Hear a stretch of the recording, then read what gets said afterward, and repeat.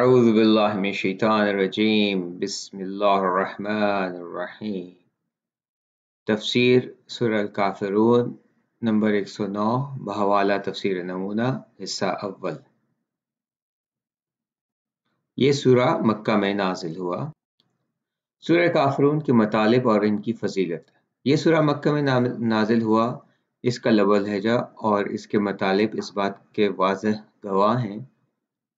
اسی طرح وہ شان نزول جس کی طرف بعد میں اشارہ ہوگا اس مدعا پر دوسری دلیل ہے۔ یہ جو بعض نے اس کی مدنی ہونے کا احتمال کیا ہے بہت بعید نظر آتا ہے۔ سورہ کا لب و لہجہ بتاتا ہے کہ سورہ ایسے زمانے میں نازل ہوا جب مسلمان اقلیت میں تھے اور کفار اکثریت میں۔ پیغمبر پر ان کی طرف سے سخت دباؤ تھا کہ انہیں اصرار تھا کہ کسی طرح سازش کر کے آپ کو شرک کی طرف کھینچ لیں۔ پیغمبر نے ان کی اس پیشکش کو حقارت کے ساتھ ٹھکرا دیا اور انہیں کلی طور پر مایوس کر دیا اور ان کے ساتھ الجھے بھی نہیں۔ یہ تمام مسلمانوں کے لیے ایک نمونہ ہے کہ وہ اسلام کے دین کی اساس کے بارے میں دشمن کے ساتھ کسی حالت میں بھی مصالحت نہ کریں، اور جب بھی ان کی طرف سے اس قسم کی خواہش کی جائے تو انہیں کامل طور سے مایوس کر دیں۔ اس سورہ میں اس کے معنی پر خصوصیت کے ساتھ 2 مرتبہ تاکید ہوئی کہ میں تمہارے معبودوں کی پرستش نہیں کروں گا، اور یہ تاکید انہیں مایوس کرنے کے لیے ہے۔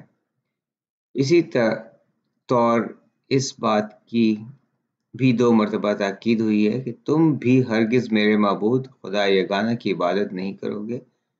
یہ ان کی ہٹ دھرمی کی دلیل ہے اور اس کا انجام یہ ہے، میں ہوں اور میرا دین توحید، اور تم ہو اور تمہارے شرک آلود دین۔ اس سورہ کی فضیلت۔ اس سورہ کی فضیلت کے بارے میں بہت زیادہ روایات نقل ہوئی ہیں جو اس کے مطلب کی حد سے زیادہ اہمیت کی ترجمان ہیں۔ ایک حدیث میں پیغمبر اکرم صلی اللہ علیہ وآلہ وسلم سے منقول ہے کہ آپ نے فرمایا، جو شخص قل یا ایھا الکافرون کو پڑھے گا تو ایسا ہے جیسے اس نے چوتھائی قرآن پڑھا ہو۔ سرکش شیاطین اس سے دور رہیں گے اور وہ شرک سے پاک ہو جائے گا، اور روز قیامت اس کی گھبراہٹ سے امان ہوگا۔ سامعین، پھر ملاحظہ فرمائیں، رسول اللہ صلی اللہ علیہ وسلم نے فرمایا کہ جو شخص اس سورہ کی تلاوت کرے گا وہ 1/4 قرآن کے برابر ہوگا۔ سرکش شیاطین اس سے دور رہیں گے اور وہ شرک سے پاک ہو جائے گا، اور روز قیامت کی گھبراہٹ سے امان میں ہوگا۔ رب القرآن، چوتھائی قرآن کی تعبیر شاید اس بنا پر ہے کہ قرآن کا تقریباً چوتھائی حصہ شرک و بت پرستی سے مبارزہ میں ہے، اور اس کا نچوڑ اور خلاصہ اس صورت میں دیا گیا ہے۔ اس سرکش شیاطین کا دور ہونا اس بنا پر ہے کہ سورہ میں مشرکین کی پیشکش کو ٹھکرا دیا گیا ہے، اور ہم جانتے ہیں کہ شرک شیطان کا اہم ترین آلہ ہے۔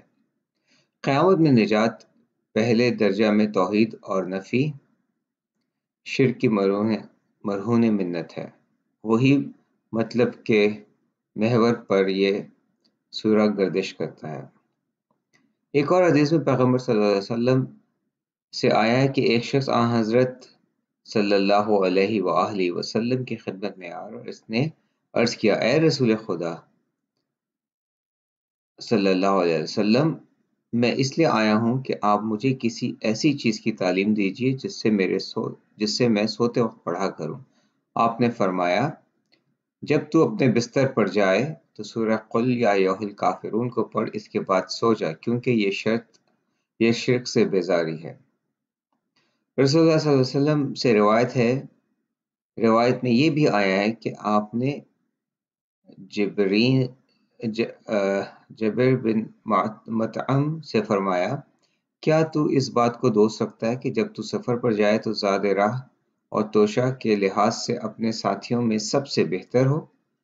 اس نے عرض کی، ہاں میرے ماں باپ آپ پر قربان، رسول اللہ صلی اللہ علیہ وسلم نے فرمایا ان 5 صورتوں کو پڑھا کرو، قل یا ایھا الکافرون، اذا جاء نصر اللہ والفتح، قل هو اللہ احد، قل اعوذ برب الناس، قل اعوذ برب الفلق، اور اپنی قرات کی ابتدا بسم اللہ سے کرو۔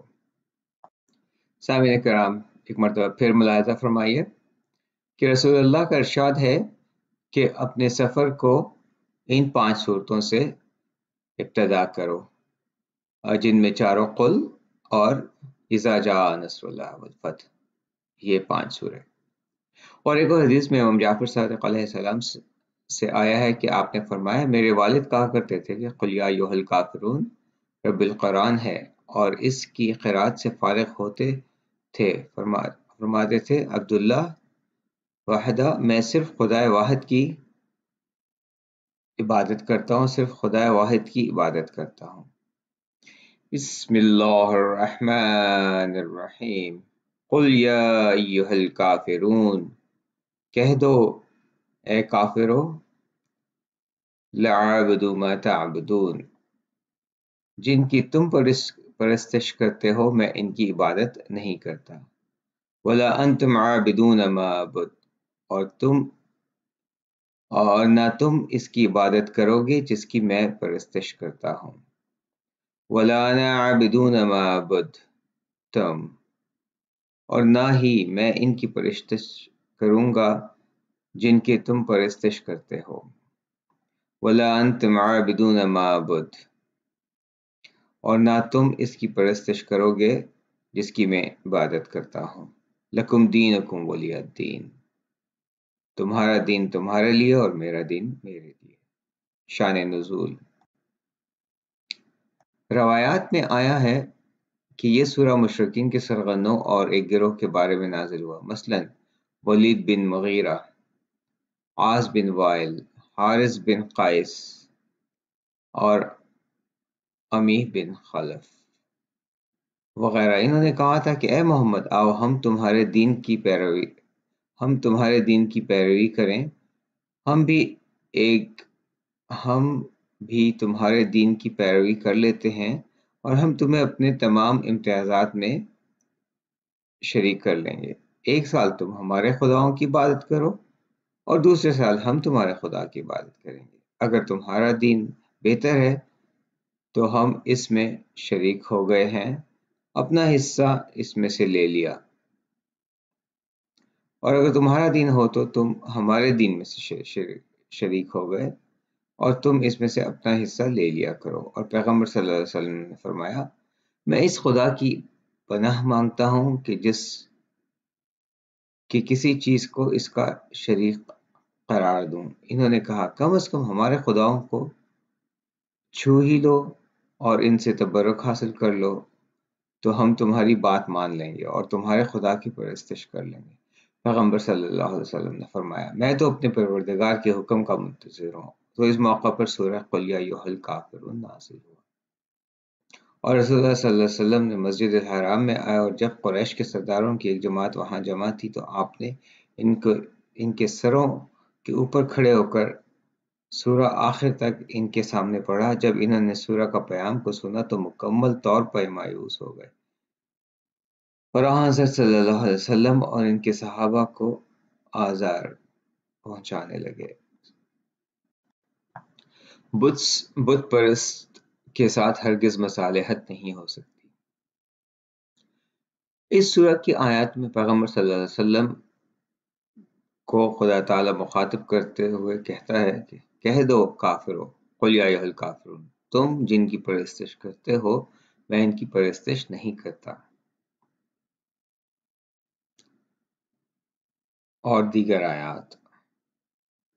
اس طرح اپنی مکمل علیحدگی کو مخصص اور صراحت کے ساتھ کہتا ہے، اور میں ہرگز کبھی بت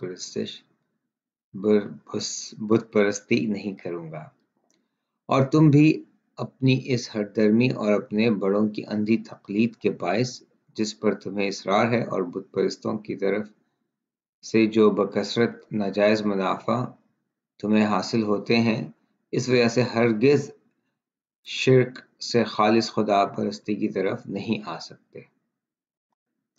بت پرستوں کو توحید و بت پرستی میں کسی قسم کی مساہلت سے مکمل طور پر مایوس کرنے کے لیے دوبارہ مزید فرماتا ہے، اور نہ ہی میں ہرگز ان کی پرستش کروں گا جن کی تم پرستش کرتے ہو، اور نہ تم اس کی پرستش کرو گے جس کی میں عبادت کرتا ہوں۔ اس بنا پر ہر بت پرستی کے مسئلہ پر بے جا مصالحت کے لیے اصرار نہ کرو، کیونکہ یہ بات غیر ممکن ہے۔ اب جبکہ معاملہ اس طرح ہے تو تمہارا دین تمہارے لیے اور میرا دین میرے لیے۔ سبحان اللہ۔ بہت سے مفسرین نے یہ تصریح کی ہے کہ یہاں کافروں سے مراد مکہ کے بت پرستوں کے سرغنوں اور خاص گروہ کی ہے۔ اس بنا پر الکافرون اصطلاح کے مطابق عہد کا جمع کا نہیں ہے۔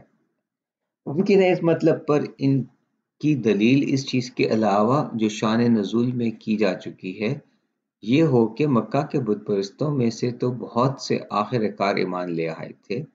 اس بنا پر اگر وہ یہ کہتا ہے کہ تم میرے معبود کی عبادت کرو گے نہ میں تمہارے معبودوں کی، تو یقینی طور پر یہ شرک و کفر سرغنوں کے اس گروہ کے بارے میں ہے جو آخری عمر تک ہرگز ایمان نہیں لایا۔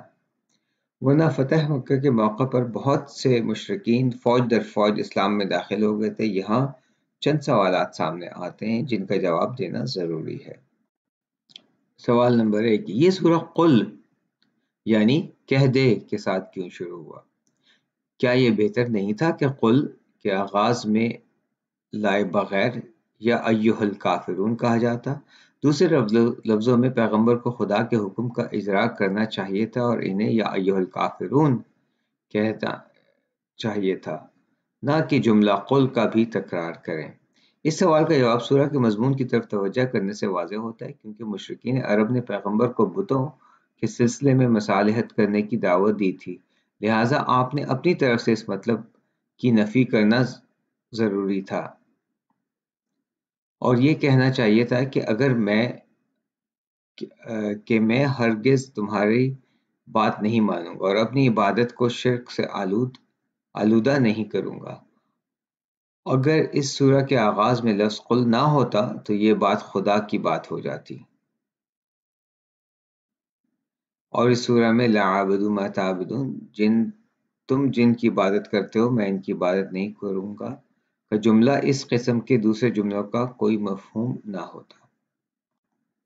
اس کے علاوہ چونکہ جبرائیل کے پیام میں لفظ قل خدا کی طرف سے آیا تھا، لہٰذا پیغمبر کی ذمہ داری ہے کہ قرآن کی اصالت کی حفاظت کے لیے اسے بعینہ بیان کریں، اور خود یہی چیز اس بات کی نشاندہی کرتی ہے کہ جبرائیل اور رسول اللہ صلی اللہ علیہ وسلم نے وحی الہی کے نقل کرنے میں معمولی سی بھی تبدیلی نہیں کی، اور انہوں نے عملی طور پر یہ ثابت کر دیا کہ وہ ایسے مأمور ہیں جو فقط فرمان الہی پر ہی کان دھرتے ہیں، جیسا کہ سورہ یونس کی آیت نمبر 15 میں آیا ہے۔ قل ما یکون لی ان ابدل من تلقاء نفس ان اتبع الا ما یوحى الی۔ کہہ دیجئے مجھے اس بات کا کوئی حق نہیں ہے کہ قرآن کو اپنی طرف سے بدل دوں، میں تو صرف اس بات کی پیروی کرتا ہوں جس کی مجھ پر وحی ہوتی ہے۔